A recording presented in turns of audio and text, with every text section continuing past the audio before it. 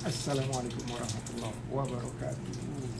Sobat mental, maafin ya, saya 20 menit terlambat. Ada kenakalan dalam mempersiapkan IG Live ini. Semoga suara dan gambar jelas supaya kita bisa ngobras dengan nyaman. Kok ngobras sih? Ini mentas ya. Oke. Terus semoga semuanya dalam kondisi sehat, tentram, dan diberkahi Allah. Oke. Saya sematkan dulu ya. Nah, tamu kita kali ini adalah Mas Sudarwanto. Oke, sambil nunggu yang lain ya, saya tayangin ini dulu dari kok gak kebaca sama saya.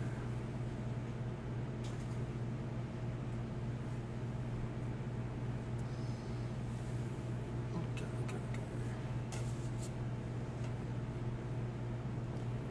Dari Lincah Wahyu. Lincah, Pak, minta motivasinya dong kalau kita mau expand bisnis berbeda. Oke. Itu bahasa bisnisnya namanya diversifikasi. Diversifikasi itu adalah menjalankan sesuatu atau memulai sesuatu yang baru, yang berbeda dengan apa yang kita punya sekarang. Kenapa diversifikasi? Karena sebentar, nyalain lagi. Jelas.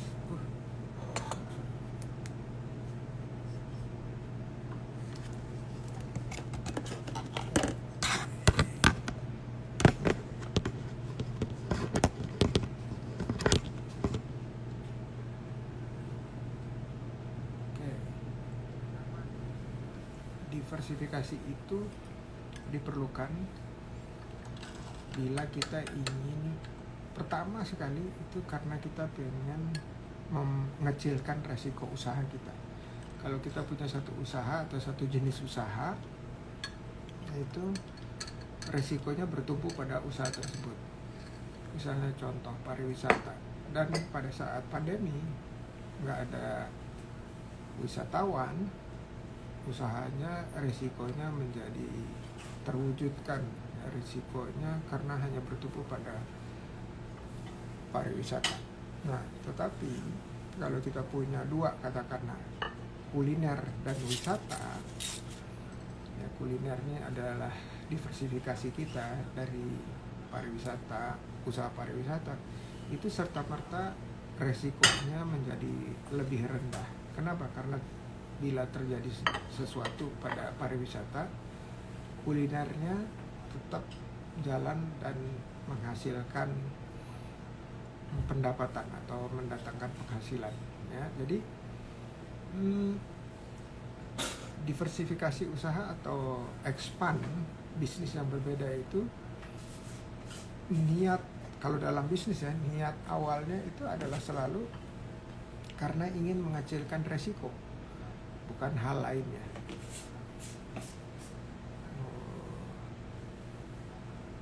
Emak berkaca banget. UMKM itu usaha maju kelas miliaran M. Modis keren. Pasti Bu Dokter yang pilih. Iya, semua yang nempel Bu Dokter ya pilih. Masya Allah. Oke, saya ngopi dulu ya bentar. Bismillah.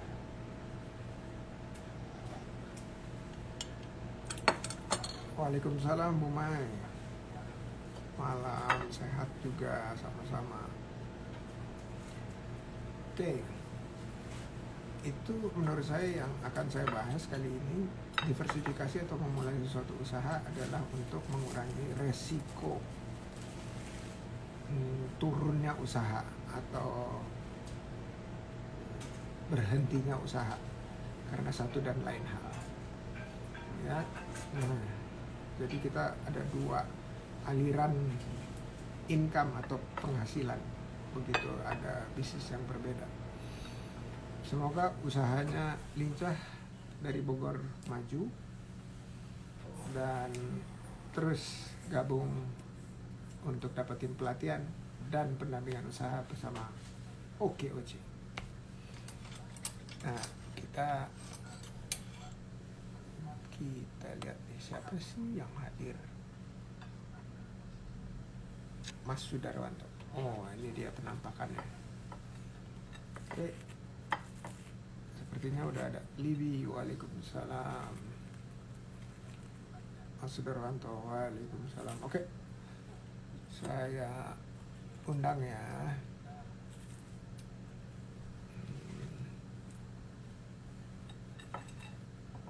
Tunggu, saya undang. Udah.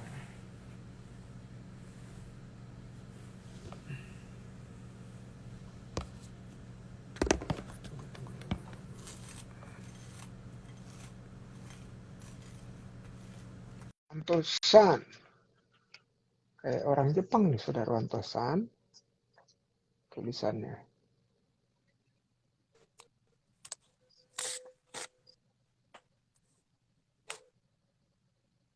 Masya Allah, Libi.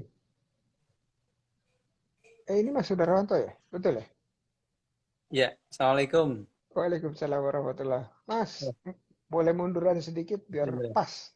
Mukanya pas. Gimana?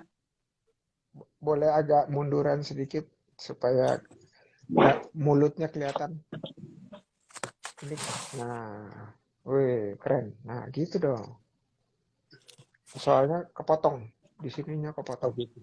Ya, gimana ini gambarnya, Prof. Ah, Indra? ini tunggu Ya, dulu. Ini kayaknya masih kepotong di sini deh. Nah, dah, dah, mantep, mantep, sip, sip. oke. Oke, selamat datang, Mas. Apa kabar, Alhamdulillah, baik, Mas Prof. Indra. Darwanto? Ini di kota apa, Mas Darwanto? Oh, di rumah ini. Rumahnya di kota apa?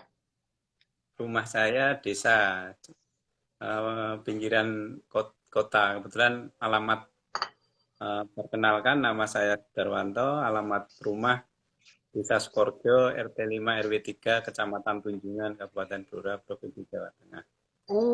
Masya Allah, Blora. Oke, oke, Jawa Tengah. Ini ada kode posnya lagi, lengkap.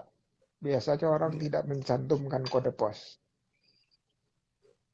Berarti ini udah terbiasa pakai kode pos ya, Mas Darwanto ya. Iya, siap. Oke, itu Sudarwanto San itu Sannya itu seperti orang Jepang bukan? Sudarwanto Iya, betul. Saya dulu San. pernah di Jepang 1 tahun, Prof. Hendra. Oh, Masya Betul di Allah. Prefektur Kumamoto. Masya Allah. Hmm, Di prefecture. Dulu ada, ya, dulu ada program pemuda tani yang farm labor Indonesia in Japan. Masya Allah, Masya Allah. Di tahun berapa tuh? Saya ke Jepangnya tahun 2003 sampai 2004 ya, bulan Januari. Tepatnya tanggal 12 Januari 2003 sampai saya kembali lagi juga sama tahun 2004, 12 Januari 2004. Oke, berarti pas lagi winter itu. Ya, Ya, betul. waduh. Gimana rasanya dari Blora sampai melihat salju kiri kanan?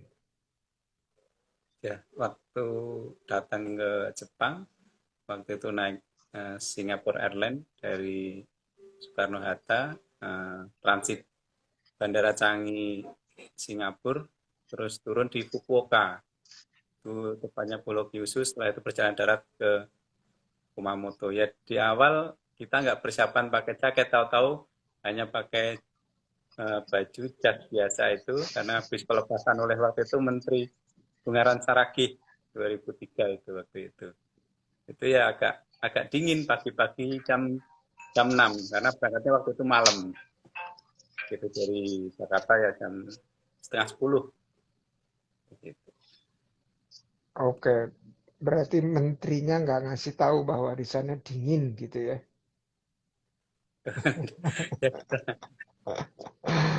Oke, waduh. Terus langsung gimana tuh? Kedinginan dong. Ya biasa aja ya langsung persiapan terus ngambil jaketnya begitu turun. Oke, oke. Di sana belajar apa aja tuh 1 tahun? Nah, kebetulan di bidang pertanian. Saya lebih basicnya di peternakan sapi. Ada pengembangan sapi potong, breeding, ada juga sapi perah gitu. Oke. Ada yang dipelajari yang sebelumnya belum tahu, ada nggak, Mas Darwanto? Ya, dari sisi yang pertama manajemen, termasuk juga korporasinya petani Jepang. Jadi Jepang itu ada namanya Japan Agriculture. Kalau di sini itu seperti koperasi begitu. Kalau koperasi, kalau bahasa Jepangnya kumiai. Jadi namanya Japan Agriculture, petani di Jepang setiap produk katakan dia pembudidaya sapi misalnya, jadi punya asosiasi sendiri peternak, termasuk misalnya di horti ya, katakan wortel juga ada asosiasi sendiri berdasarkan komoditas pertanian yang digeluti oleh tiap petani Jepang begitu. Jadi misalnya pemerintah Jepang membantu itu juga lebih eh, terarah begitu. Jadi asosiasinya seperti ini. Begitu juga tadi asosiasi terus bermitra dengan Japan Agriculture begitu. Jadi hasil panen di dibeli oleh GA. Jadi setiap apa namanya toko modern seperti kalau di sini para pedagang atau pengusaha belinya ya di koperasi. Jadi harga bisa bisa sama begitu ya. Jadi petani ada keuntungan itu dari Japan Agriculture bisa kembalikan ke petani baik itu berupa asuransi, kepelatihannya begitu dan harga otomatis bisa stabil begitu. Jadi tidak ada katakan saat panen harga jatuh begitu di Jepang tidak pernah terjadi seperti itu. Jadi betul-betul ada protek dari pemerintah terhadap petaninya. Walaupun mungkin populasinya petani di Jepang hanya 6% dari jumlah penduduk. Gitu. Ya Wah, karena prinsipnya kata Otosang saya, jadi kalau ketahanan pangan suatu negara kuat, otomatis negara akan kuat kan begitu. Itu yang terpenting. Jadi kalau tidak katakan kenyang rakyatnya atau masyarakatnya, otomatis kan aman begitu. itu saya jadi teringat sebuah hadis di mana Nabi Muhammad itu melarang orang untuk membeli barang sebelum sampai pasar. Ya, jadi kayak dicegat di tengah jalan udah itu terus dibeli apalagi di tempatnya gitu. Jadi begitu udah sampai pasar harganya bisa bareng gitu ya, stabil baru boleh dibeli. Wah, tapi pertama nih ini menarik banget nih diskusinya. Pertama saya mau nanya nih, masih ingat nggak terakhir kita live IG itu kapan Mas Darwanto? Seingat saya itu eh, akhir Desember kalau nggak salah. 2019 kalau nggak salah. Oke, saya ada contekannya. Yang kasih contekannya Iya. namanya Rahayu Setiawini. Katanya 5 Oktober 2020. Oh, Udah satu 20 ya, setengah ya. udah 1,5 tahun yang lalu. Setengah tahun ya. Ya, waktu itu kalau nggak salah musim kemarau. Saya waktu itu di sawah, Prof. Indra. Saya ingat benar.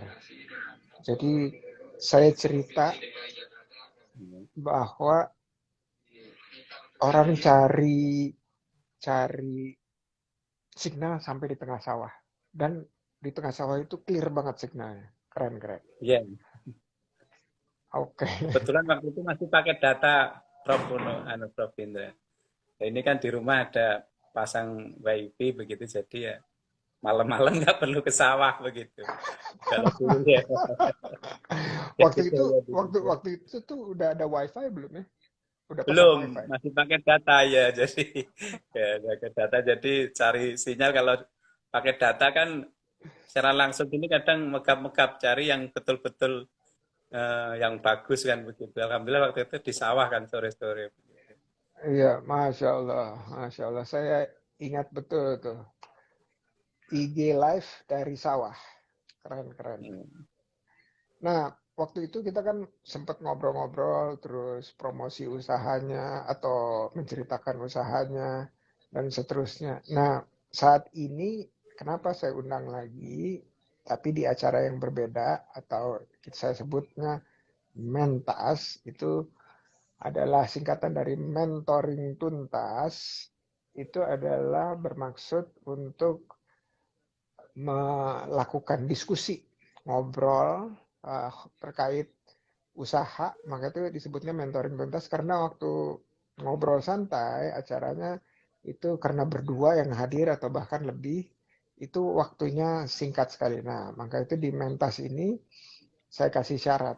Ya, saya kasih syarat bahwa usahanya bertumbuh 3 periode yang dipilih berturut-turut. Nah, ini saya ucapkan selamat dulu nih kepada Mas Darwanto karena kalau muncul di sini artinya apa? Usahanya tumbuh, Masya Allah. Hmm. Nah, sekarang waktunya ini kita ada yang cukup karena sendirian itu untuk tanya apa aja. Mudah-mudahan saya bisa jawab. Kalau saya nggak bisa jawab, nanti Coach Esti yang jawab.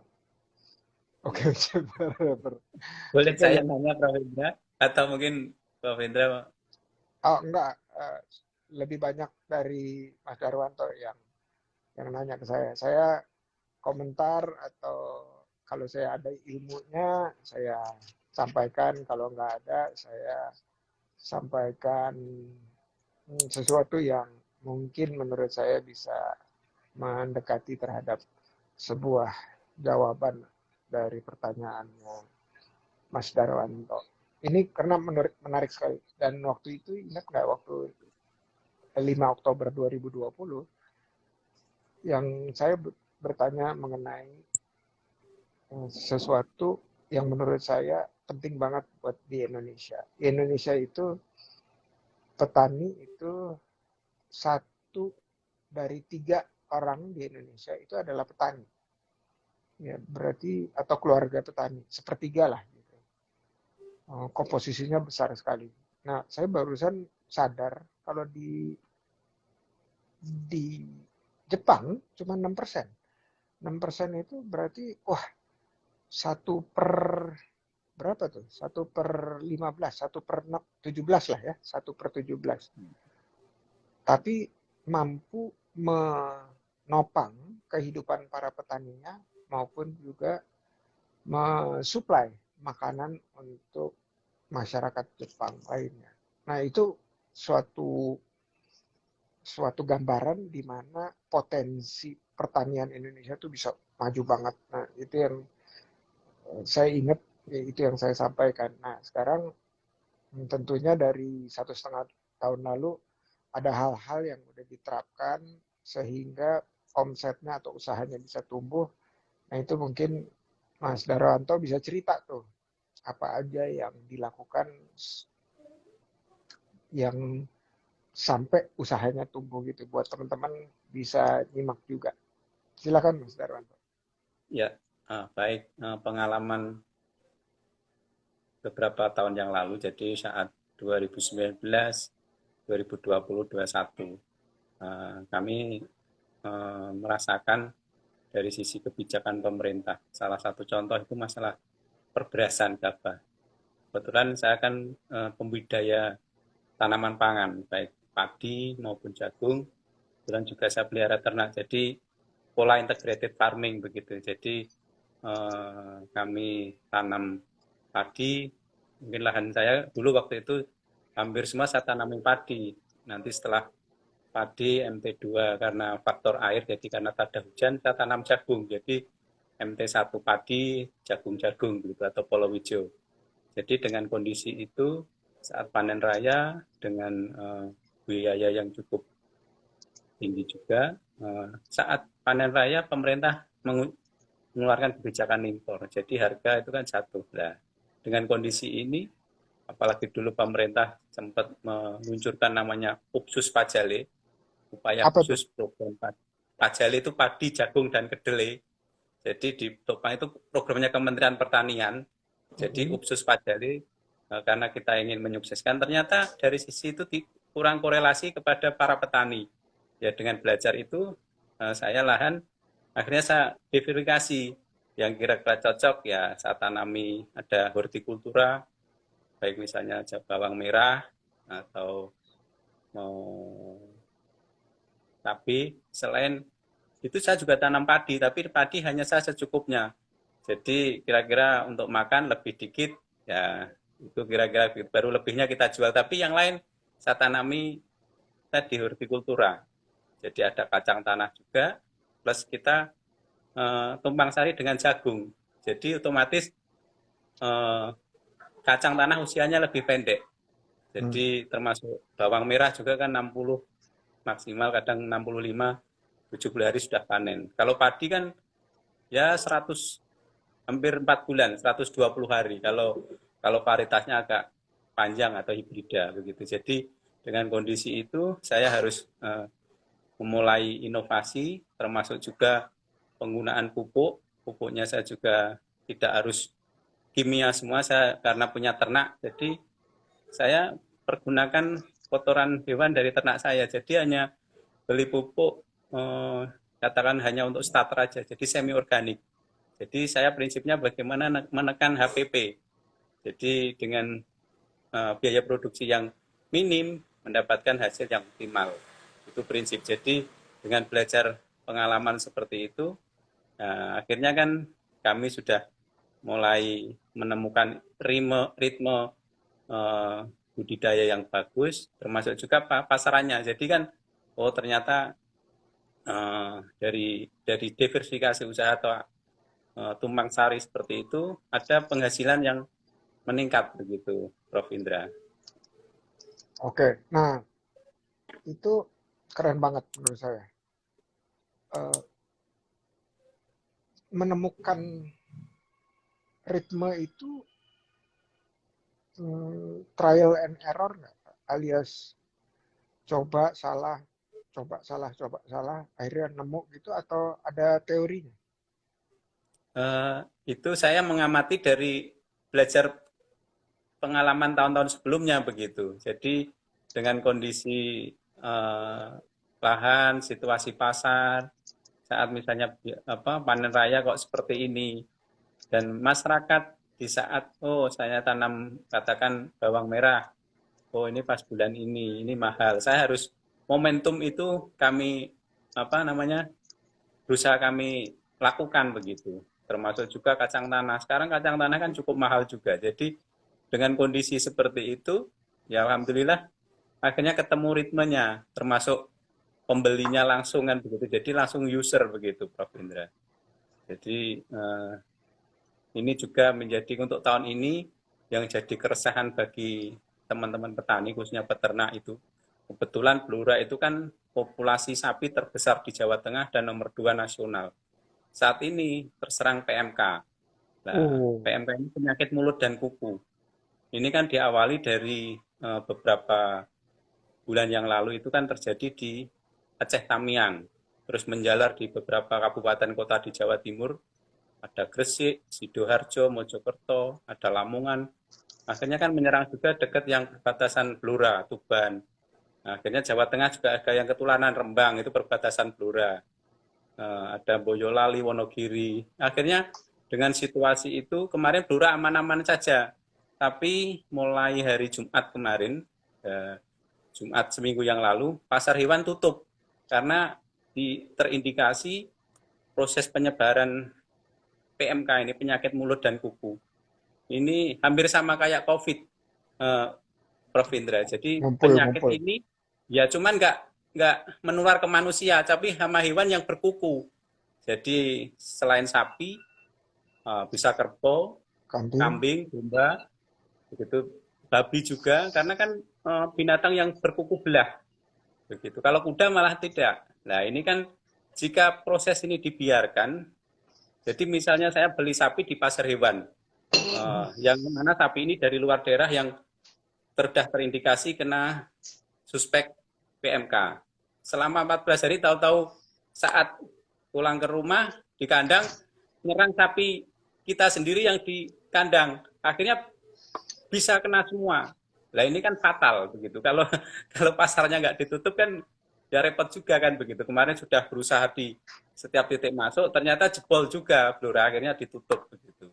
Itu kondisinya, Prof. Indra. Nah ini menjelang Lebaran, apa, Idul Adha yang butuh hewan kurban, dengan kondisi ini juga menjadi kegalauan para peternak sapi juga begitu, atau juga kambing kan begitu. Jadi kan harus sekarang sapi atau ternak untuk hewan kan harus dibekali SKKH, surat keterangan kesehatan hewan, dari petugas yang berwenang. Jadi termasuk juga dua rekomendasi daerah tujuannya juga. Ini kan kalau kondisi ini berlangsung begini kan peternak juga di saat pasar tutup banyak pedagang-pedagang sapi akhirnya membeli peternak, loh ini pasarnya tutup ya, kalau mau ya beli sekian. Nah ini kan juga menjadi problem juga di tingkat lapangan begitu, Prof. Indra. Iya, iya. Kalau bisa disembuhin nggak itu PMK? PMK itu kalau masih dalam taraf sakitnya tidak parah itu bisa disembuhkan, karena gini, PMK ini diawali dari suhu badan tinggi 41 derajat lebih, terus mulutnya keluar air liur seperti apa namanya, kayak sariawan begitu, jadi keluar lendir dari mulutnya terus sampai dan juga di kaki sapi ini muncul nanah begitu, jadi luka yang bernanah, dan itu kalau dibiarkan tidak diobati kukunya bisa lepas. Jadi sapi yang panas itu keluar liurnya, dia otomatis kan jerum aja, jadi tidur nggak mau makan, otomatis kan staminanya atau kondisi kesehatan kan drop. Nah, implikasinya kan kalau sampai seperti nggak cepat ditangani, akhirnya kan sapi bisa mati. Memang kalau sudah parah, solusinya itu harus dipotong paksa. Potong paksa dengan catatan kepala, kaki, jeruan itu harus dibakar. Nah, itu dagingnya memang bisa dijual. Nah, itu cuma sebetulnya kan kebijakan pemerintah untuk melakukan itu dan harus ada ganti rugi. Cuman kan dalam tanda kutip anggaran pemerintah ada nggak? Nah, di sini ini kan harusnya untuk memutus rantai. Begitu, Prof. Indra. Oke. Jadi kalau masih awal masih bisa diselamatkan, tapi kalau udah panjang itu tetap masih bisa dimanfaatkan, tetapi kondisinya udah nggak ideal gitu ya, Iya, beratnya betul. mungkin. Oke, dan itu Dan tidak memang menular. daging itu masih aman kan begitu, walaupun proses apa memasaknya harus memang dengan suhu yang tinggi kan gitu. Jadi virus itu bisa mati gitu. Dan juga memang untuk menyembuhkan mengantisipasi ini harus ada vaksin. Cuman kan vaksinnya sampai sekarang pemerintah juga belum katanya masih impor kan begitu. Ya Iya, kayak iya. hampir sama kayak virus COVID. COVID. Iya begitu. Cuma bedanya nggak nyerang manusia gitu, hanya nyerang hewan berkuku begitu, kuku belah. PMK ini untuk pengetahuan saya, apakah pertama kali atau baru atau udah pernah ada? Sebetulnya sudah pernah ada, Prof. Indra. Kayak Blora itu, saya waktu kecil itu, kebetulan bapak saya juga petani, ada tetangga yang itu sapinya pernah sakit seperti, tapi alhamdulillah kan bisa ya lama-lama sembuh dan aman. Ya memang saya melihat begini, ini maaf ya, saya melihat kebijakan pemerintah yang masih impor daging dari negara-negara yang belum bebas PMK. Salah satu contoh kan daging kerbau. Nah, Oh, daging dari kerbau ini India. kan dari India kan ya belum bebas PMK. Nah, ini Hmm. juga salah satu apa ya mungkin kelemahan juga kan begitu. Jadi mungkin termasuk dari Malaysia juga yang secara ilegal pernah kan kami baca media itu yang terjadi di Kalimantan Utara itu ada oknum polisi yang akhirnya kena proses begitu karena ada impor ilegal daging dari negara tetangga kan begitu. Nah, kayak gini kan proses-proses seperti ini kan akhirnya salah satu penyebab karena kan demi cuan kan begitu. Tidak mikiri proses keselamatan ke depannya begitu. Nah, makanya kita tunggu kebijakan-kebijakan pemerintah. Ya, kita mencontoh kebetulan waktu itu saya masih waktu di Jepang, ya bagaimana proteksi ke petani. Sebetulnya kan kita ini punya SDM SDA yang luar biasa. Nah, cuman dukungan dari kebijakan kan katakan nuwun sewu maaf di saat petani katakan menjelang hajat demokrasi dideketin begitu sudah selesai sudah ya dilupain kan begitu nah, ya inilah kan begitu Prof Indra. Iya kan kalau mau dekat-dekat butuh butuh sesuatu butuh suaranya didekat-dekati dikasih ya kayak permen-permen begitulah ya maaf karena SDM dari sahabat-sahabat petani kita kan rata-rata pendidikannya banyak pendidikan dasar kan begitu ya termasuk juga kan kondisi saat anak-anak muda sekarang milenial kan yang mau terjun ke petani sangat terbatas. Ya ini salah satu juga. Itu itu ada pepatahnya tuh, Mas. Kalau jadi pepatahnya itu seperti KB. Kalau hmm, Pil KB ya pil KB kalau lupa jadi kalau kalau pemilu gitu kan. kalau udah Iya, jadi lupa. ya. kalau kalau KB kan gitu. Karena lupa kan jadi kan gitu lupa kan. Iya, itu anekdot aja, anekdot. Iya, Oke, itu menarik. Saya mm, terpikir gini, mentor pertanian peternakan itu mudah nggak sih didapat? Disediakan nggak gitu? Ada nggak gitu penyuluh-penyuluh lah pertanian? sebetulnya penyuluh-penyuluh ini juga saya melihat ada di undang-undang sistem penyuluhan. Dan saya juga selaku penyuluh pertanian swadaya juga Prof Indra. Selain saya kebetulan juga ketua organisasi petani di Blora, jadi namanya KTNA, jadi kelompok kontak tani nelayan andalan Kabupaten Blora. Dan begitu kebetulan juga komunitas peternak sapi saya juga ketua di Blora. Jadi kami melihat begini, jumlah penyuluh beda di era Orde Baru Pak Harto. Jumlah katakan dari sisi penyuluh dukungannya luar biasa. Kalau sekarang kan apalagi dengan munculnya undang-undang pemerintah daerah, ini penyuluhan ini enggak penyuluh juga enggak jelas nasibnya. Akhirnya kan kondisi di lapangan ya implikasinya pendampingan ke petani oleh penyuluh nggak bisa optimal. Ini salah satu sebab. Jadi sesuai dengan otonomi masing-masing. Kalau daerahnya secara APBD-nya bagus, ya penyuluhnya agak lumayan, termasuk juga mungkin pertaniannya begitu. Jadi ini saling mengkait, termasuk jumlah penyuluhnya juga sampai sekarang, apalagi juga banyak yang mau pensiun, apalagi ini sudah jumlah populasinya. Jadi kelompok tani kadang satu penyuluh harus mendampingi 3 sampai 5 desa dan setiap desa ada rata-rata ada ya 10 kelompok tani, ada yang lebih.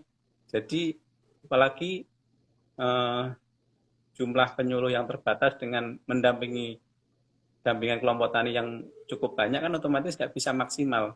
Ditambah lagi ada pekerjaan administratif yang dari dinas, akhirnya kan berkunjung ke petani juga terbatas. Nah, akhirnya kan petani ya harus kreatif sendiri begitu.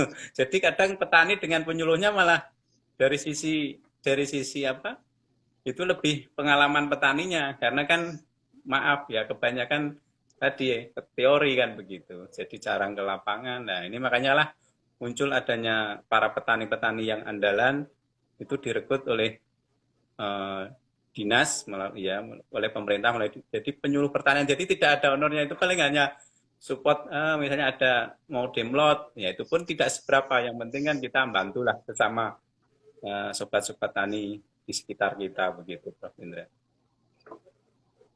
Oke, nah nanya diterusin ya pertanyaannya. Jadi kira-kira tinggal berapa persen nih penyuluh zamannya Pak Harto sama sekarang? Itu sisanya berapa persen? Wah, kalau mungkin populasinya ya mungkin tinggal separuh, Prof. Waduh, Jadi iya, bahaya jadi di itu. satu sisi ya, jadi di satu sisi apalagi kayak kemarin itu di tahun 2021 kebijakan penyuluh malah banyak yang terakhir 2009 itu dari THL. THL diangkat oleh pemerintah melalui program P3K. Jadi yang PNS kan jarang, jadi otomatis yang pensiun lewatnya THL kemarin diangkat P3K begitu. Itu pun juga THL kan juga terbatas juga kan begitu. Ya akhirnya dari sisi jumlah populasi ini tadi yang saya sampaikan, akhirnya kan sangat berkurang sekali. Termasuk juga kebijakan subsidi pupuk sekarang yang kadang mau pupuknya juga tidak ada, terbatas begitu, karena kemampuan pemerintah untuk subsidi ini sangat terbatas. Kalau tidak salah yang waktu itu Pak Jokowi di media menyampaikan setiap tahun 30-an triliun. Tapi apa yang didapat? Ya saya menyampaikan mungkin kan masukan dari yang paham itu ke Pak Jokowi mungkin belum bisa katakan memahami di lapangan. Karena apa? Yang subsidi kan barang. Barang kan proses distribusinya ada dari produsen, distributor, pengecer atau KPL baru ke petani. Kalau barang kan ada kebijakan mulai September 1 September 2021 kemarin pakai kartu tani. Sebetulnya itu juga cukup mengontrol. Bagus lah. Jadi kan yang dapat subsidi kan petani yang punya lahan maksimal 2 hektar. Jadi berdasarkan tanaman yang dibudidayakan, kalau tanaman pangan, kalau di 2021 kemarin ada dapat pupuknya, ada urea, ZA, NPK itu Ponska plus organik granula.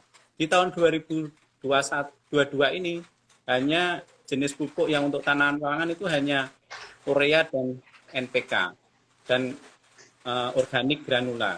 Itu pun kemampuan pemerintah hanya yang pupuk NPK hanya sepertiga. Jadi kurang lebih 34%. Jadi otomatis kekurangannya kan ya, ini petani harus menambah sendiri. Saya secara frontal ya subsidi barang mending saya punya usulan waktu itu ketemu pejabat yang berwenang Dirjen PSP kebetulan di Kementerian Pertanian. Saya menyampaikan usulan ya mending kalau mau subsidi kayak di Jepang langsung uang masuk ke rekening petani. Jadi petani dibantu karena kan namanya subsidi kan petani yang secara kemampuan kurang. Dia dibantu nanti kekurangannya petani dia akan berpikir menambah dari kebetulan kayak di Blora itu kan populasi ternak cukup banyak. Ya akhirnya kan memanfaatkan hasil kotoran hewan yang diolah untuk pupuk itu sendiri kan begitu. Jadi pupuk yang dijual oleh produsen, jadi pabrik pupuk nggak ada istilah subsidi dan non subsidi. Di tahun ini harga pupuk non subsidi naiknya 100%. Nah untuk subsidi masih sama. Jadi kan akhirnya kan banyak pemain-pemain yang bagaimana mau mendapatkan pupuk subsidi ini kan begitu Prof. Indra. Ya akhirnya kan di saat makanya perlu ada dengan adanya kartu tani sangat mengontrol. Jadi jika tidak ada RDKK namanya, rencana definitif kebutuhan kelompok RDKK yang dari Kementerian Pertanian itu yang waktu itu usulannya mekanisme dari kelompok tani bersama penyuluh, namanya di-upload di Stimulus sistem penyuluhan pertanian, itu apa yang mendapatkan begitu. Jadi kalau tidak muncul di ERDKK, petani tidak akan dapat pupuk kan begitu. Jadi ini cukup mengontrol kan begitu.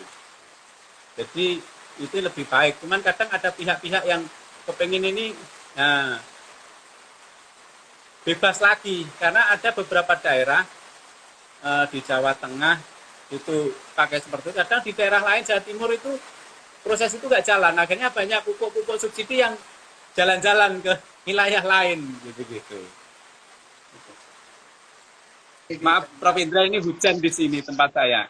Baru saya mau bilang, kalau hujan itu justru berkah. Jadi kita doakan aja bahwa ada orang yang punya posisi dalam membuat kebijakan, yang ngerti, paham mengenai ini, itu bisa mendengarkan dan menindaklanjuti suara dari mentor petani atau Mas Darwanto Ya. sebagai mentor. Itu kartu tani itu apa namanya? Kartu petani ya? Namanya apa, Mas? Kartu petani ya? Ya, bentar Prof Indra. Agak Cek satu pakai dua. headset Oh, aja biar. biar jelas ya. Soalnya hujannya berisik ya. Ya, Cek satu dua tiga. ya. Jelas. Oke. Soalnya hujannya itu ya kena genting atau kena apa? Kena seng, berisik. Iya, betul. Oke. Nah, kalau boleh tahu itu kartu namanya apa ya? Kartu petani atau kartu tani atau apa? Kartu tani ya, kartu tani. Oke, kartu tani itu kira-kira di wilayah penyuluhannya Mas Darwanto udah lengkap Ya kayak semuanya ini, punya kartu tani? modelnya kayak seperti ini. Oh, coba lihat lagi. Oke, itu boleh dibalik, boleh dibalik. Ini Nah, kartu ini dari oh iya ada. kalau ya kalau ini ATM sebetulnya. Jadi petani yang masuk di RDKK dia terdaftar itu dapat kartu tani ini plus buku juga buku tabungan dari BRI. Kalau Jawa Tengah kan kebetulan memang banknya BRI dari Himbara. Himbaranya kalau Jawa Timur BNI 46. Mungkin Jawa Barat itu sama kalau nggak salah BRI atau apa juga. Jadi kadang apa namanya di saat pemerintah mengharuskan pakai kartu tani, terkadang kartu taninya itu dari pihak bank itu belum keluar juga. Ini juga jadi merepotkan begitu. Ya alhamdulillah ini mulai tahun ini bagi teman-teman yang belum sudah mulai pihak bank itu sudah mulai menerbitkan begitu. Jadi sebetulnya ini cukup menolong lah minimal untuk mengontrol. Nah, kartu taninya dipakai sebagai apa, Mas Darwanto? Sebagai pembelian pupuk, Oh, oke, jadi ya. bayarnya Jadi, pakai kartu itu, pakai ATM itu, bukan? ya otomatis kan ini kartu ini kan harus diisi saldo. Jadi kadang maaf petani yang kondisinya keuangan terbatas, kadang teman-teman di sekitar tempat saya begitu, kadang dari sisi yang mungkin SDM terbatas, dia kan harus kadang jual ayam, kadang dari apa pinjam tetangga atau mungkin itu kadang belinya itu bawa uang cash ke KPL. Nanti KPL itu yang harus transfer ke rekening ini di kartu tani ini, jadi baru bisa digesek begitu. Jadi Iya, iya. berdasarkan alokasi pupuk yang dimiliki tersebut. Begitu. Ya, saya kebayang tuh operasional, tantangan operasionalnya belum terpikirkan sepenuhnya oleh keberadaan kartu tani ini, gimana bayarnya dan seterusnya. Saya cenderung lebih sepakat dengan apa yang disampaikan oleh Mas Darwanto, bahwa mendingan subsidinya masukin ke rekening tersebut. Karena itu juga dijalankan di pemerintah DKI. Pemerintah DKI kan ada kartu Jakarta Pintar misalnya contoh. Nah, Iya. kartu Jakarta Pintar itu isinya rupiah yang dibayarkan ke pedagang-pedagang tertentu yang punya untuk kebutuhan sekolah. Jadi itu Betul. bisa Iya. itu membantu lah untuk masyarakat Jakarta. Ya, jadi memang saldonya harus diadakan. Tapi banyak juga yang ngakalin. Pernah dengar ya? Jadi dia mau beli sesuatu di luar kebutuhan sekolah, udah itu terus pedagang-pedagangnya bilang menerima kartu KJP, kartu Jakarta Pintar untuk pembayaran. Padahal itu bukan untuk keperluan anak-anaknya sekolah. Ya, jadi ada aja yang menyalahgunakan. Nah, kita nggak kerasa nih udah 40-an menit ngobrol-ngobrol. Ya 40 menit. Kita masih mungkin ada 10 sampai 20 menit ke depan. Ada yang Mas Darwanto, sebelum saya tanya ini, kalau boleh nanti kita ada lanjutan Zoom meeting habis ini ya. Boleh Mas? Kita Gimana, diskusi aja. Prof? Ada lanjutan Zoom meeting habis ini, kalau boleh. Oh, bisa. Ya. Kapan nanti dijadwalkan begitu? Nanti saya minta Mbak Winnie untuk jadwalkan. Kita diskusi lebih dalam lagi mengenai mekanisme di mana OKOC bisa lebih banyak lagi hadir untuk para petani dan peternak, khususnya di Blora atau di Jawa Tengah dan Jawa Timur. Udah itu terus dari diskusi itu mungkin timbul ide-ide untuk bagaimana kontribusinya bisa dilebihkan atau ditambah. Nah, pertanyaan saya yang berikutnya sederhana. Ada pertanyaan nggak dari Mas Darwanto buat saya? Namanya juga mentoring.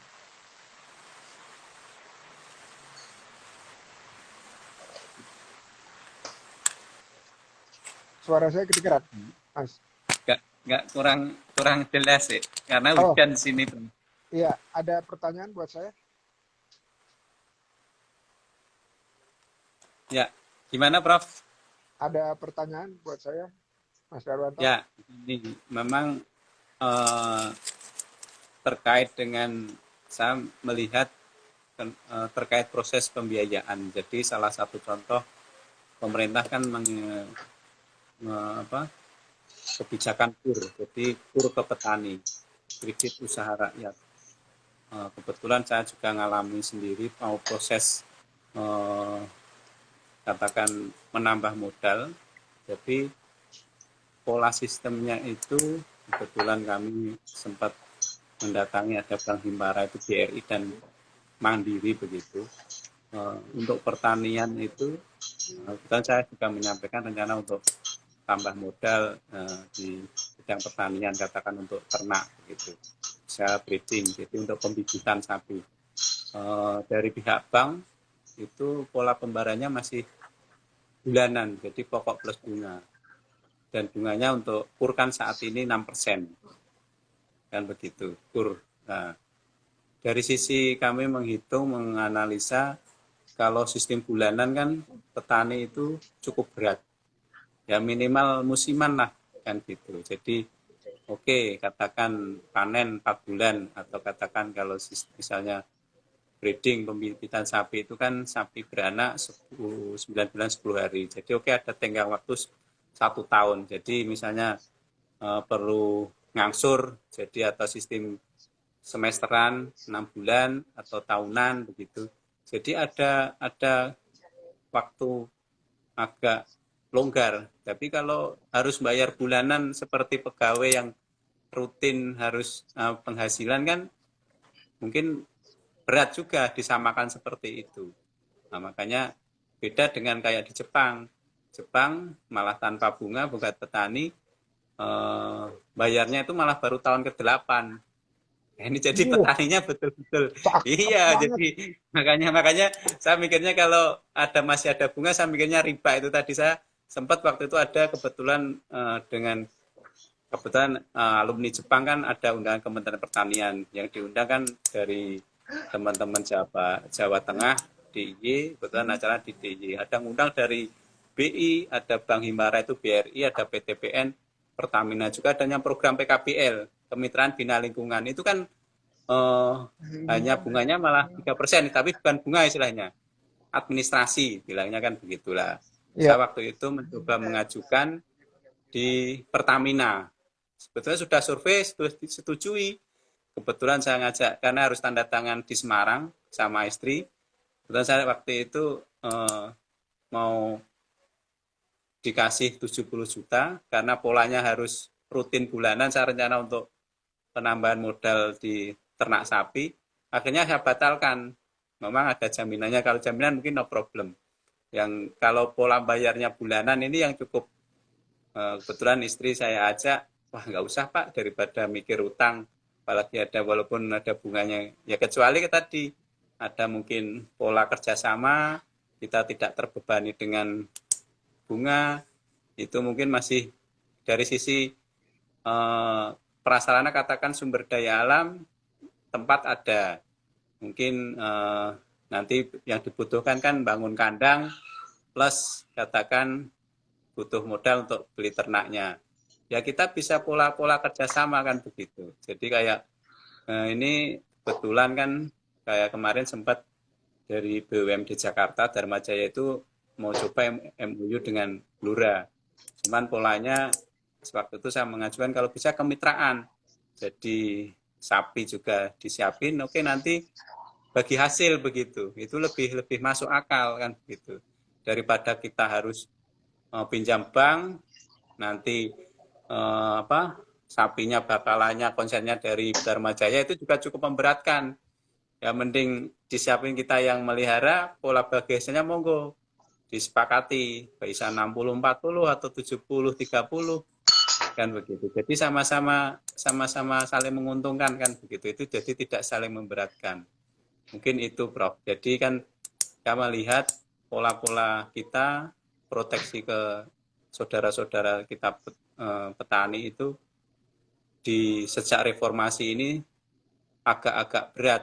Kalau dulu di era Orde Baru saya masih kecil, masih katakan bantu orang tua, ada namanya KUT, kredit usaha tani. Jadi pemerintah nyiapin biaya satpras, pupuknya juga disiapkan, benihnya juga siapkan, nanti panen dulu yang KUD. Cuman kan dulu ada PMEO, KUD kan ketua untung duluan, jadi ada memang KUD-nya yang manajemennya bagus, sekarang masih jalan, ada KUD-nya yang manajemen kurang bagus, ya banyak yang bubar, kan begitu. Sebetulnya kan konsep-konsep itu cukup bagus, cuman kan ya, dalam perjalanan ada yang tadi ada oknum-oknum yang bermain kan begitu. Di Blora ada ya. dari 16 tiap kecamatan ada KUD, ada yang saat ini KUD-nya bagus ya masih berjalan. Begitulah. Pola-pola Oke. itu sebetulnya kan bisa diadopsi yang bagus. Seperti kayak di Jepang gitu. Namanya Kumiai atau Japan Agriculture. Harapannya seperti itu, Prof. Bagaimana mungkin ke depan program-program yang konsep yang bagus dijalankan karena kan ketahanan pangan suatu negara jika kuat rakyatnya kenyang otomatis kan aman. Jadi kayak apa? Kayak ada perang begitu di Rusia, Iya, Kroasia, harga ya naik kan ya. begitu. Akhirnya kan seperti itu. Kita aman-aman aja, bang negara agres kita mau tanam aja mudah kan begitu. Yang Jepang subtropis saja nggak pernah katanya rakyatnya kan impor atau sebetulnya kita tuh cukup mampu kan begitu ya. Cuman itu tadi ada kebijakan-kebijakan yang dalam tanda kutip karena demi cuan akhirnya korbannya kan populasi di teman-teman petani yang seperti itu begitu. Begitu Prof, mungkin Oke, langkahnya seperti apa kan begitu. oke, keren banget deh, keren banget idenya. Bisa cerita sedikit nggak? Itu gimana mekanisme pinjaman buat petani di Jepang kok baru 8 tahun tuh? Itu gimana tuh mekanismenya? Kalau boleh diceritain. Nah, gini, jadi utusan saya kan gini, saya tanya ini dulu kebetulan kan waktu itu kan saya diskusi kan kalau malam kan begitu. Otosang saya kan punya ternak itu hampir 500 ekor. Jadi lahannya itu hampir katakan mungkin 10 hektar. Jadi dia punya saudara 3. Jadi di Jepang itu misalnya bapak saya, orang tua saya punya lahan, siapa yang mewarisi itu biasanya anak pertama yang memang terjun di pertanian. Yang lain mungkin punya usaha yang lain, dia tetap disupport seperti pola nanam saham lah. Jadi sukses di bidang lain. Petani itu yang meneruskan rata-rata anak pertama.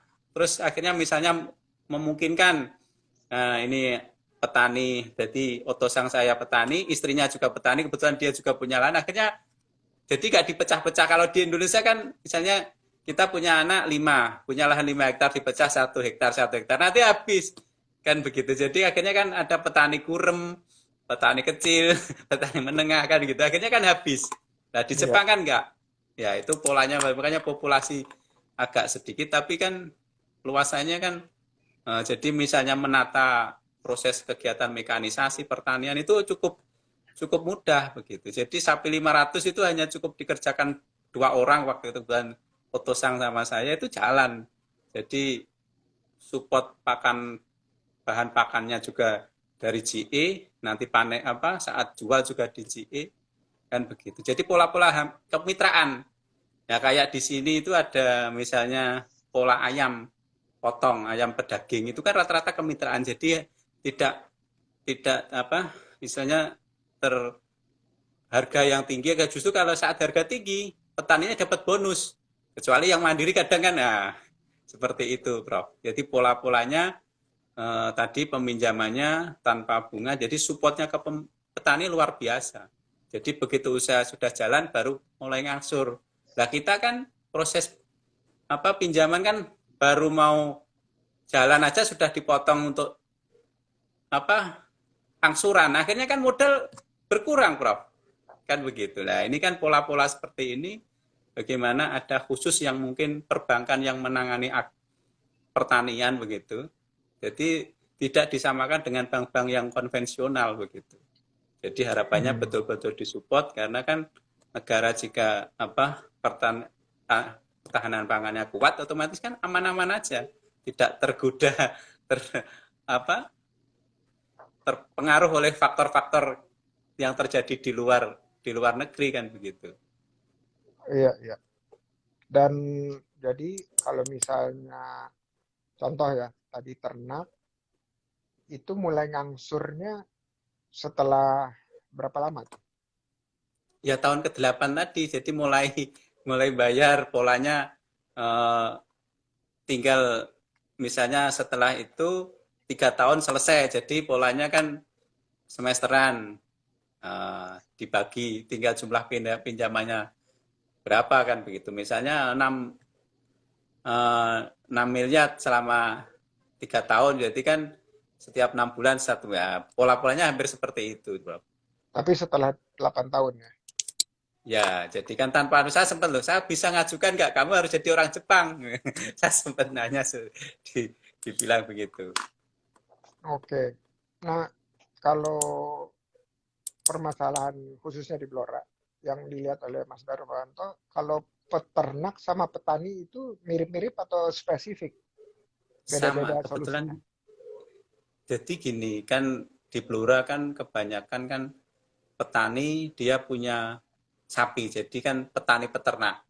Jadi kenapa jumlah populasi sapi sapi di Blora banyak, nomor 1 di Jawa Tengah? Karena sapi ini eh, kita menganggap itu sebagai rojokoyo.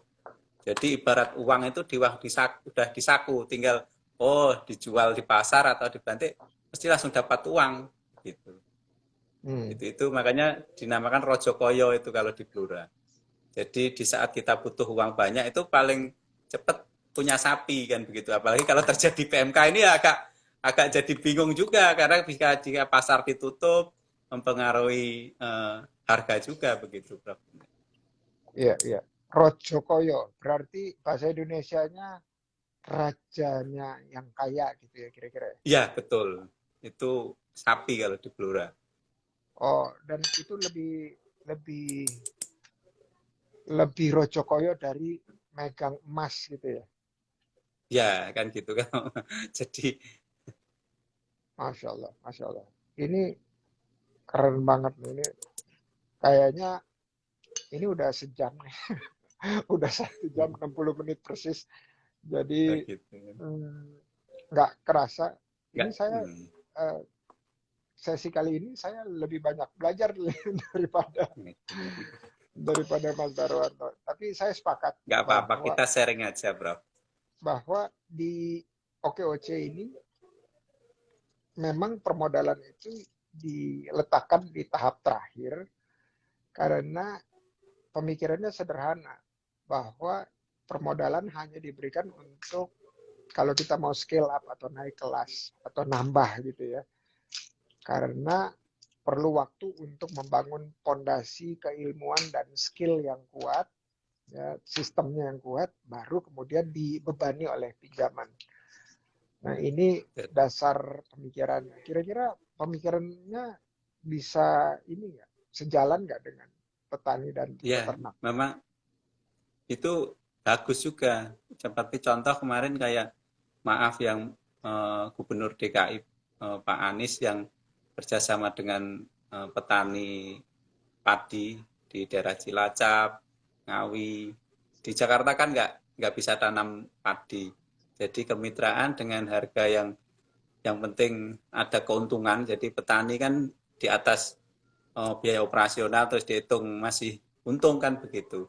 Jadi sama-sama saling membutuhkan kan begitu. Apalagi ditambah support sarpras misalnya ada pupuknya biaya segala kan dibeli dengan harga yang layak otomatis kan senang. Jadi tidak terpengaruh dengan saat panen raya harga jatuh. Nah, misalnya panen ada faktor alam hujan terlalu tinggi, perlu disiapkan sarana prasaranya. Misalnya mesin pengering. Apa? Jadi kan sama-sama saling menguntungkan, Prof. Jadi Hmm. apa yang dibutuhkan ya seperti itu. Jadi sebetulnya kan negara kita itu paling paling enak. Beda dengan subtropis. Kita mau nanam aja kan di Indonesia itu gampang. Beda kan begitu Hmm, hmm, hmm. sebetulnya. Tinggal semua itu kebijakan kan begitu. Oh, yang dari Pemda DKI itu nama programnya apa ya? Ingat nggak? Saya agak lupa. Cuman kan sempat baca di media Suara Merdeka atau apa kan pernah datang ke Cilacap, terus di Ngawi itu pantai kan begitu. Makanya Oh, kami bawang goreng, ya Ngawi, bawang, ya, padi petani kalau bawang. Ngawi sama ya kalau bawang itu daerah banyak itu daerah Nganjuk, Prof. Oh iya betul betul, Nganjuk, sorry. Iya, Ngawi padi ya. ya. Oke, kalau Dharma Jaya akhirnya jadi nggak dengan Blora? Ini baru tahap MOU, belum ada tindak lanjutnya seperti apa. Makanya kan harapannya kan sama-sama nanti menguntungkan kan begitu. Nah, Oke tinggal oke tergantung manajemennya Dharma Jaya seperti apa kan begitu. oke. Waktu itu Nah, kami menyampaikan seperti itu, jadi ada kemitraan yang iya saling menguntungkan. iya ada beberapa kalau pengusaha ya Dharma Jaya kan hitungannya pengusaha bukan Pemda. Dia Betul pengusaha ya. duluan baru Pemda belakangan. Itu mikirnya kalau pakai uang sendiri orangnya lebih bertanggung jawab kira-kira gitu deh. Jadi kalau mikirnya pengusaha. Tapi kalau pakai uang dari orang lain itu anggapannya itu lebih kurang tanggung jawabnya terhadap pencapaian. Itu pemikirannya. Nah, yang hal-hal seperti itu sebenarnya bisa dicariin jalan keluarnya. Gimana caranya menurunkan risiko terhadap hal-hal yang dikhawatirkan oleh pengusahanya. Ya, jadi mereka perlu jadi kalau disebut kemitraan itu paling menguntungkan betul.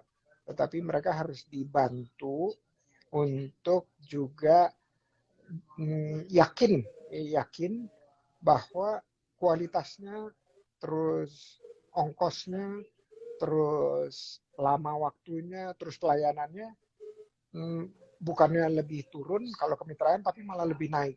Nah itu perlu dibantu mereka untuk dapetin pemikiran seperti itu. Nah kalau Mas Darwanto bisa meyakinkan itu solusi kemitraan menurut saya sih buat pengusaha juga win-win juga gitu. Karena dia kalau naik ikutan naik, ya turun ikutan turun gitu kira-kira gitu kalau kemitraan. Tapi yang ditakutkan sama mereka kan gimana caranya supaya resiko turunnya tuh makin lama makin kecil. Nah di sini ada ini nih ada yang hadir make baju tenun Baduy. Wah ini dari tadi aktif nih kontribusinya nih. Harus benar-benar dihitung dan jangan hanya memikirkan ngasih modal, tapi petani juga harus diperhitungkan. Jangan hanya jadi objek setuju. Gitu. Terus ada Mbak Dini dari OKOC Forever Depok. Nah ini jualannya namanya lidah sapi juara. Nah berarti ini pengguna atau pembeli produknya Mas Darwanto. Nah, dia cukup aktif jadi trainer digital marketing. Saya nanti mau nanya-nanya juga sama dia. Gimana kalau untuk petani ini gimana menggunakan digital marketing ini untuk para petani agar ada tambah manfaatnya, lebih manfaatnya untuk para petani dan peternak juga. Dan sekaligus nelayan. Jadi 3 hal yang saya betul-betul pengen cari solusi yang lebih panjang buat OKOC itu adalah petani, peternak, sama nelayan. Jadi 3 itu menurut saya kalau udah ketemu gitu, wah ini bisa menjadi sesuatu yang bisa dikopas atau direplikasi atau dicontek gitu ya buat daerah-daerah lainnya. Kita bisa mulai dengan Blora. Wah ini kayaknya betulan harus disambung dengan Zoom ya, biar kita bisa ketemu dengan solusi-solusi atau ide-ide gimana menerapkannya secara pilot gitu ya di OKOC. Udah itu terus kita bisa replikasi atau bisa dicontohkan gitu buat tempat-tempat lain. Diuji coba minimal. Ya diuji coba ya kita dengan uji coba trial dan error. Ini karena udah waktunya berlebih, ini udah 7 menit lebih.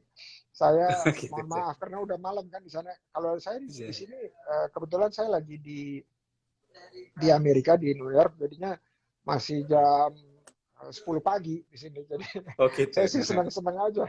Ini baru jam berapa? Jam 9-an kali. Iya, jam 9 ya di Blora. Tapi mungkin harus sudah siap-siap Masih. untuk istirahat ya, untuk istirahat Oke. besok pagi harus bangun pagi-pagi untuk melakukan upaya-upaya yang bisa menumbuh kembangkan usaha tani. Nah, kalau nama usahanya Mas Darwanto ini ada namanya nggak? Ya, saya kebetulan juga punya namanya Agro Surya Mustika. Saya juga pengelola P4S. Jadi kebetulan kami sebagai pusat pelatihan pertanian swadaya. Jadi P4S pusat pelatihan ya begitu. Jadi memberikan pelatihan kepada teman-teman di sekitar kita, mungkin di daerah Blora juga yang secara umum kan begitu. Jadi kebetulan tadi saya sebagai penyuluh pelatihan swadaya ya minimal bisa bermanfaat untuk sesama, Prof. Ya, ternyata yang saya dapatkan nih dari sekian kalinya melakukan pendampingan, ternyata manfaat terbesarnya itu adalah ke diri sendiri karena diri sendirinya belajar yang paling banyak. Jadi seorang guru atau penyuluh atau pendamping itu ternyata dia adalah pembelajar yang paling besar dimanfaatkan dari proses dia menyampaikan sesuatu. Maka itu ada hadis yang mengatakan bahwa sampaikanlah walau 1 ayat, itu benar banget. Karena waktu kita menyampaikan, kita mendapatkan hikmah-hikmah barunya. Betul, Libi. Masih di US, insya Allah minggu depan udah kembali ke Indonesia. Terus pakai baju tenun Baduy. Ditunggu diskusi petani, peternak, dan nelayan. Mudah-mudahan bisa ikutan. Wah, keren-keren. Harus ikutan. Harus kontribusi. Dan yang terakhir nih dari saya pertanyaan, itu adalah kalau angka penyuluh atau pendamping tani itu berkurang, separohnya dari kira-kira 20 tahun lalu. Itu Orde Baru itu kan kira-kira 20 tahun atau 2 dekade atau 1 generasi yang lalu. Itu hmm, P4S ini bisa ada di mana-mana nggak untuk menutupi yang kekurangannya pendamping atau penyuluh pertanian itu? Kira-kira ya, kira-kira. Oh, Bisa nggak Mas bisa, Darmawan? Prof. Kan rata-rata kan pada pengelolanya kan selain sebagai rata-rata petani yang punya keahlian tertentu begitu. Jadi bisa kita bisa sharing, bermanfaat untuk membantu teman-teman Oke, petani oke. yang lain, kan begitu. Jadi tidak hanya di Blora-Blora itu malah sebetulnya agak populasinya P4S sangat masih kurang, populasinya kurang cukup banyak. Daerah Jawa Barat itu luar biasa karena kan itu dulu ada namanya pembinanya kan Balai Besar Pertanian. Ada Lembang, ada Cinakara. Jadi Jawa Tengah itu yang Balai Besar Pertanian malah nggak ada. Jadi agak Hmm, Jawa Tengah itu populasi P4S itu ketinggalan. agak iya ya karena dulu daerah Blora Jawa Tengah kan masuk wilayah binaannya Ketindan dan Batu. Jadi jarang tersentuh. Sekarang PPMKP Ciawi, jadi Pusat Pelatihan Pertanian Manajemen Kepemimpinan Ciawi. Jadi Jawa Tengah itu di bawah binaannya PPM Ciawi. Jadi alhamdulillah mulai agak tersentuh ini di tahun Ciawi, ya Ciawi, Bogor, Jawa Barat, Ciawi Bogor ya. Bogor, Oke, ya, oke, ya begitu. oke. Keren banget, keren banget. Semoga saya mau belajar banyak nih dari yang P4S ini. Pusat pelatihan apa?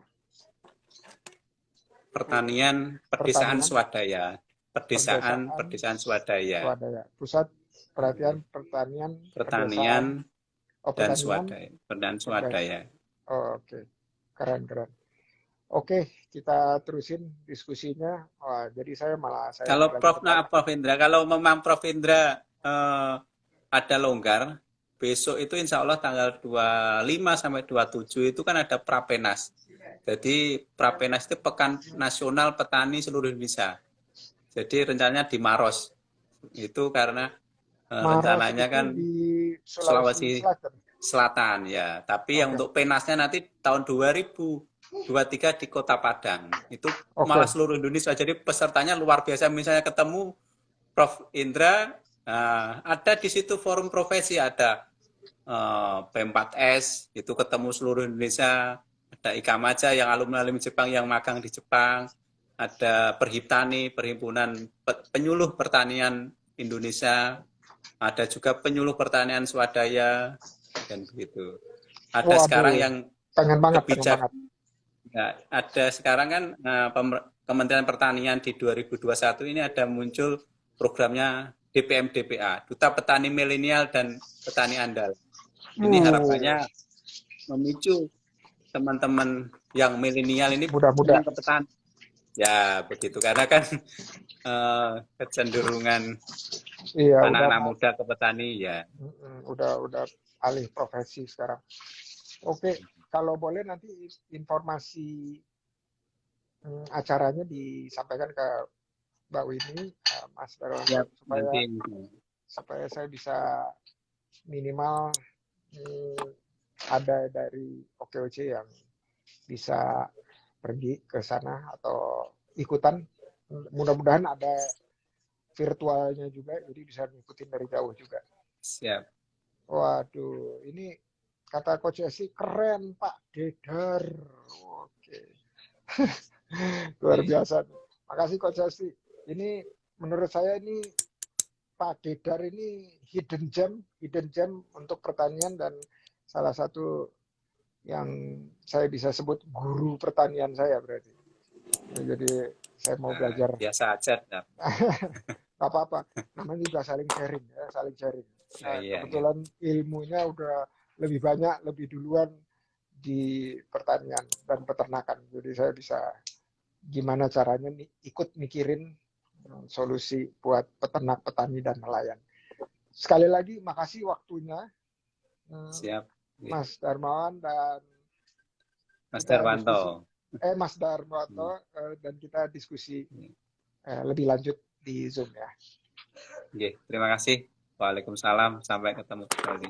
Terima kasih. Assalamualaikum warahmatullahi wabarakatuh. Selamat Waalaikumsalam istirahat. warahmatullahi wabarakatuh.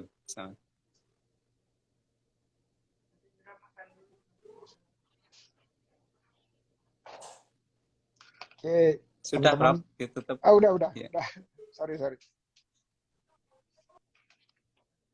Oke, barusan salah satu topik yang menurut saya penting banget buat Indonesia dengan Mas Darwanto tadi. Dan ini nggak bisa cuma sekali dua kali. Di OKOC ada beberapa penggerak yang bergeraknya khusus di tani, ternak, dan di nelayan. Tapi menurut saya bisa lebih banyak lagi diskusi tersebut, penggerak tersebut, supaya lebih masif lagi. Insya Allah.